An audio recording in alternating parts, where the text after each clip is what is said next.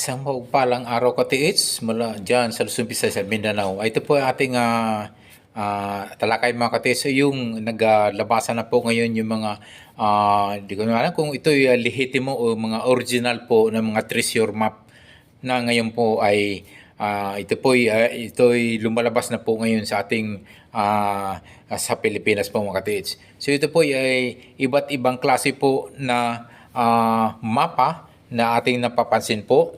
Ito po ay talaga po na isa pong talaga ito ay mapapansin niyo po may mga ibang kulay na po ito. Posible po hindi malaman ito ko original na kopya mga ka-TH. So grabe po ito ngayon ito po ngayon ang lantaran po.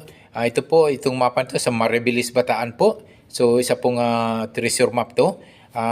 Pansin niyo po ay grabe po itong mapa nito. So ito po mapansin nyo pa na iba't ibang klaseng mapa po ngayon ay ito po ay talagang mukhang lumang-luma kasi napapansin nyo po yung kulay po ng papel talaga ng mga original mga ka-TH. So ito mga ka-TH, minsan po hindi na natin mapapansin po yung ibang mapa po ay may iba-iba ng sulat po na hindi po na natin maintindihan. Posible po ay mga Japanese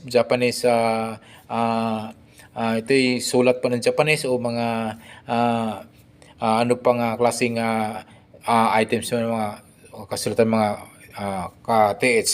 Ayan po mga ka-TH, isa pang napapansin po nating mapa na treasure map ay talaga pong lumang-luma ito mga ka-TH. So hindi po natin malaman kung saan po sa pong area po itong mga ka-TH at ito lamang at ngayon lamang po ito yung naglabasan ng mga treasure map na ngayon po ay kasalukuyan po ngayon at marami po ngayon ay na retrieval po ng mga Yamashita treasure mga ka-TH. So ito po ngayon napansin ko lumang-luma talaga ito mga ka-TH, talagang mukhang original po na mga treasure map mga ka-TH. Hindi po natin napapansin po natin mayroon din mga medyo parang rewrite na lang po o ano na lang. Pero ito yung napansin nyo po, yung mga ganyang klaseng map is original po yan. Talaga pong kita nyo naman ay iba pong pagkakulay at lumang-luma po talaga mga ka-TH. So ito po ay posible po ay ito yung nakakalam nito po ay mga Japanese po at ito ay may mga sulat pa ng mga Japanese po at hindi po natin maintindihan kung ano po sa banda po ito area mga ka-TH. Napansin niyo po mga ka-TH baka mayroon pong kahawig na mga mapa nito sa inyong lugar o mayroon na kayong hawak nito na mapa. Posible po na iisa lang po ang mapa nito na nahawak nyo mga ka-TH. At posible po kung saan pong area na yan mga ka-TH. So ayan mga ka-TH, napakarami po talagang mapa nito na ngayon ay revealed ngayon.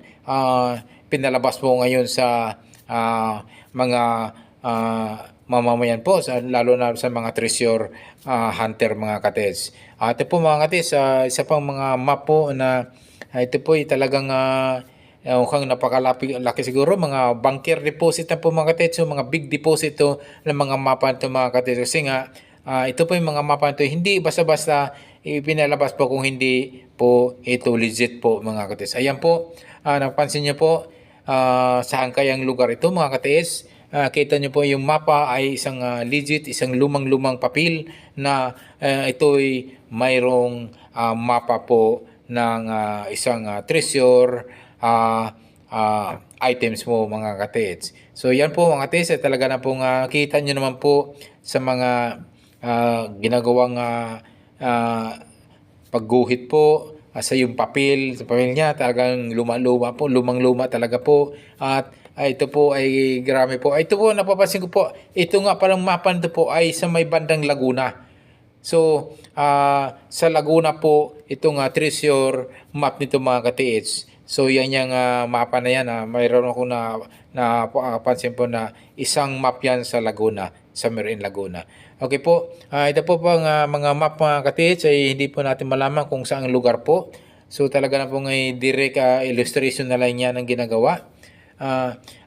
Posible po mga ka-TH, baka may mga lugar po kayo na may mga ganitong aerial view nasa talaga makikita nyo na ito'y hugis sa ilog, tabi ng ilog, tabi ng bulubundukin. Ayan po mga katis, yan po ang pwede nyo yung napapansin sa mga map ngayon na naglabasan po sa Pilipinas.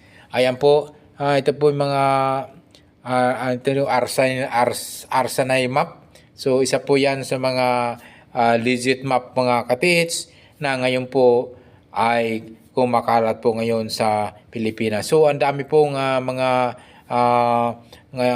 original map na ito'y lumalabas ngayon sa bansang Pilipinas po. At ang papansin nyo naman po, kahit parang kailan lang po, dyan po may natuklasan po sa Cagayan na tunnel, may dyan po sa may Lipan natuklasan tunnel at mayroong ngang nakuha na kahon-kahon po na hindi natin malaman kung anong klaseng item o ilang klase. Ito po, may sa Samal Islands din po, yung picture na po yan. At so marami pong area po na pwede pong naroon po sa inyong mga lugar. So pansinin niyo po itong mga mapa, itong mga treasure map ngayon na lumalabas po sa Pilipinas.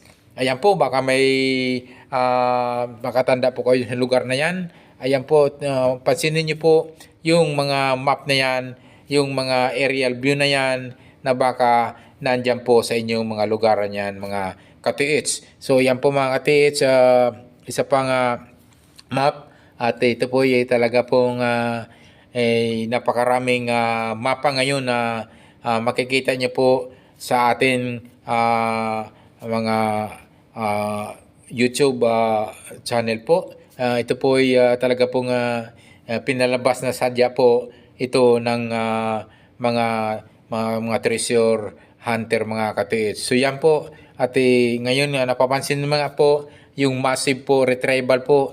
Napapansin niyo po ngayon na marami po ngayon na nag-operate po na sa mga bulubundugan po natin, sa mga high-rise mountain po natin, na napapansin nyo na lang po na may mga heavy equipments na po dyan, naghuhukay po, nagbubuldos po, naggagawa po ng kalsada po dyan sa mga tuk-tuk na lugar dyan sa inyong mga katiits. So yan ay napansin nyo po ay massive retrieval po ng Yamashita treasure po sa ating bansa sa Pilipinas mga katiits.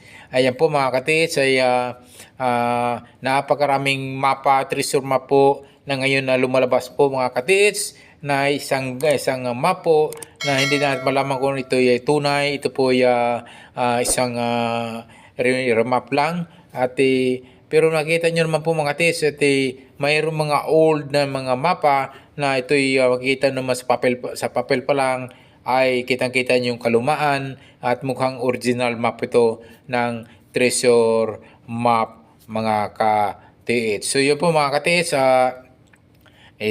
lingid yung kalaman po mga katiits. Napapansin na ba ngayon mga katiits, napakarami pong construction site mga katiits ngayon na sa bulubundukin po natin na nag-ooperate po mga katiits. Ano pong projects po dyan na nandyan sa mga bundok mga katiits? Sinong nag-authorize yan? Sinong dapat pumayag dyan sa mga para makita po yung para bubungkalin nila yung bundok na yun. Siyempre yung DNR, si Gob at Mayor, siyempre natural po. Unang-una po, lalo na po yung DNR po. So yan po mga katiits, iba't ibang klaseng mapa ngayon ang lumalabas po sa ating bansa po.